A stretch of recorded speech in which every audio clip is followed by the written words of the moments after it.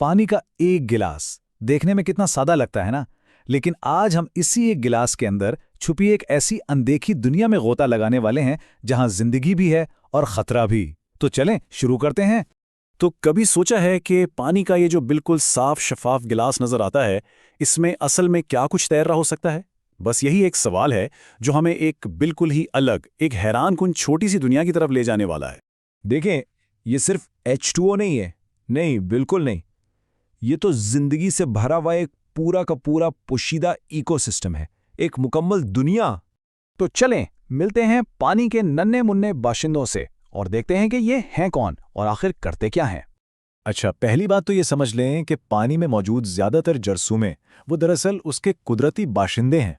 मतलब bacteria, cyanobacteria, protozoa, algae, ये सब वहाँ के नेचुरल रेजिडेंट्स हैं। ये कोई हमलावर नहीं है, बल्कि ये तो पानी की फूड चेन का यानी ग़िज़ाई जंजीर का एक बहुत अहम हिस्सा है। यूँ समझें कि ये उस इकोसिस्टम के बड़े अहम शहरी हैं। लेकिन यहाँ एक ट्विस्ट है, सारे जरसूमे एक जैसे नहीं होते। बिल्कुल नहीं। एक तरफ तो हैं हमारे हीरोज, ये वो फायदेमंद माइक्रोब्स हैं जो जहरीले मवाद को हजम करके पानी को साफ सुथरा रखते हैं। और फिर दूसरी तरफ हैं विलन्स, ये खतरनाक पैथोजेंस हैं जैसे इकोलाई और सैल्मोनेला। ये आलूदगी के रास्ते पानी में घुस आते हैं और फिर संगीन बीमारियों का सबब बनते हैं। तो सवाल ये है कि आखिर ये जरसूमे रहते कहाँ हैं? तो जनाब, बिल्कुल हमारी तरह उनके भी अपने अपने घर होते हैं, अलग अलग मोहल्ले होते हैं। तो चलें पहले ताज़ा पानी की दुनिया में झांकते हैं और फिर समुंदर की गहराइयों का सफ़र भी करेंगे। अच्छा, देखिए, पानी हमें बुनियादी तौर पर दो बड़ी जगहों से मिलता है। एक तो है ग्राउंड वाटर यानी ज़मीनी पानी, जो गहरे कुओं और चश्मों से निकलता है। इसका फ़ायदा यह है कि ये मिट्टी और चट्टानों की तहों से गुजरता हुआ आता है, तो कुदरती तौर पर फिल्टर होकर बिल्कुल साफ हो जाता है। फिर दूसरी किस्म है सरफेस वाटर यानी सतही पानी, मतलब दरिया, झीलें, तालाब वगैरह। अब इनका मसला यह है कि ये खुले में होते हैं, तो बारिश, खेतों के फजले और दूसरी आलूदगियों की वजह से बहुत आसानी से गंदे हो सकते हैं। और बात यहीं ख़त्म नहीं होती। ताज़ा पानी के अंदर भी ना अलग अलग जोन्स या यूं कहें कि मोहल्ले आबाद हैं। जैसे साहिल के करीब का इलाका जहाँ खूब धूप पहुँचती है, वहाँ फोटोसिंथेसिस करने वाले एल्गी और बैक्टीरिया का राज होता है। फिर जैसे जैसे गहराई में जाएं, जहाँ रोशनी कम होती जाती है, वहाँ पर्पल और ग्रीन सल्फर बैक्टीरिया की हुकूमत शुरू हो जाती है। और फिर आइए बिल्कुल तह में, यहाँ ना रोशनी है ना ऑक्सीजन, तो यहाँ मीथेन बनाने वाले बैक्टीरिया आराम से फलते फूलते हैं। अच्छा, ये तो हुई ताज़ा पानी की बात। लेकिन जैसे हम समंदर की तरफ आते हैं ना, तो कहानी बिल्कुल ही बदल जाती है। यहाँ का सबसे बड़ा चैलेंज है नमक, बहुत ज्यादा नमक, और ये नमक जिंदगी को इंतहाई मुश्किल बना देता है। तो समुद्रों में रहने के लिए आपको स्पेशलिस्ट होना पड़ता है। यहाँ खास किस्म के माहिर जरसूमे बसते हैं, जैसे होलोफिलिक बैक्टीरिया। इनका तो काम ही शदीद नमकीन माहौल में रहना है। यहाँ तक कि आर्के बैक्टीरिया जैसे करोड़ों साल पुराने जानदार भी मिलते हैं जो ऐसे एक्सट्रीम माहौल के आदी हैं। लेकिन इनमें कुछ बहुत खतरनाक भी हैं। मिसाल के तौर पर डाइनोफ्लैजिलेट्स, यही वो हैं जो बदनामे ज़माना रेड टाइड्स बनाते हैं, जिससे पानी का रंग लाल हो जाता है और ये पानी से सारी ऑक्सीजन चूस कर मछलियों और दूसरी समुद्री हयात को मार देते हैं। तो अब सवाल ये पैदा होता है कि अगर पानी में इतने सारे खतरात छुपे हुए हैं, तो फिर हम उसे पीने के लिए महफूज बनाते कैसे हैं?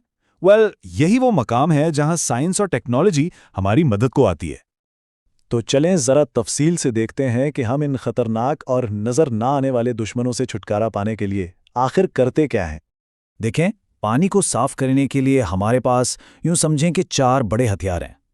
सबसे पहला और सबसे पुराना तरीका, जो शायद सभी जानते हैं, वो है पानी को उबालना। सादा लेकिन आज भी बहुत मौसर। दूसरा तरीका है केमिकल्स का इस्तेमाल, जैसे क्लोरीन या ओजोन गैस, जो सीधा जरसूमों को मार देते हैं। तीसरा और जदीद तरीका है यूवी लाइट यानी अल्ट्रावायलेट रोशनी का इस्तेमाल। ये रोशनी जरसूमों के डीएनए को ही तबाह कर देती है, तो वो आगे बढ़ ही नहीं पाते। और चौथा और शायद सबसे एडवांस्ड है फिल्ट्रेशन। आजकल ऐसे फिल्टर्स हैं जिनकी छलनियां इतनी बारीक होती हैं कि वो वायरस जैसे छोटे से छोटे दुश्मन को भी पानी से निकाल बाहर करती हैं। अच्छा, पानी तो हमने साफ कर लिया, लेकिन अब ये कैसे पता चलेगा कि ये वाकई पीने के लिए महफूज है भी या नहीं? तो इसके लिए आता है क्वालिटी चेकिंग का मरहला। मगर यहाँ एक मसला है। असल मसला ये है कि पानी की इतनी बड़ी मिकदार में एक एक खतरनाक जरसूमे को ढूंढना ये ना सिर्फ बहुत मुश्किल बल्कि बहुत महंगा काम भी है। ये बिल्कुल वैसा ही है जैसे किसी ने कहा हो कि जाओ भूसे के एक बहुत बड़े ढेर में से एक छोटी सी सुई तलाश करके लाओ।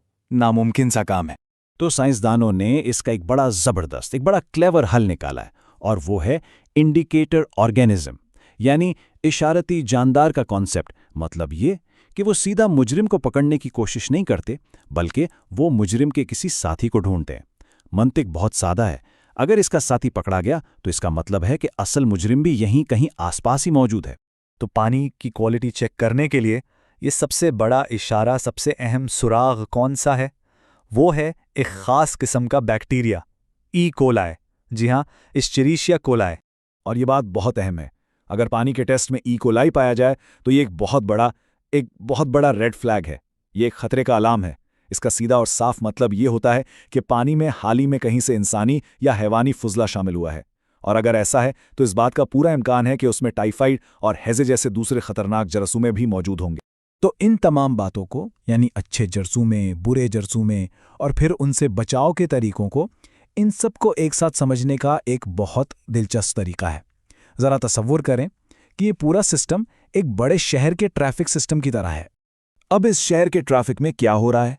जो फायदेमंद जरसूमे हैं वो हैं डिलीवरी ट्रक्स की तरह, जो ज़रूरी सामान इधर से उधर पहुंचाकर पूरे सिस्टम को रवां दवां रखते हैं।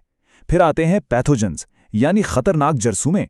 ये सड़क पर होने वाले वो हादसात हैं जो पूरे ट्रैफिक को जाम कर देते हैं, पूरे सिस्टम को दरम-बरम कर देते हैं। और आखिर में पानी साफ करने की जो तरीके हैं वो हैं इस शहर के नाकों पर लगी पुलिस की चेक पोस्ट्स। इनका काम ही ये है कि ऐसे खतरनाक अनासिर को शहर में दाखिल होने से पहले ही रोक लिया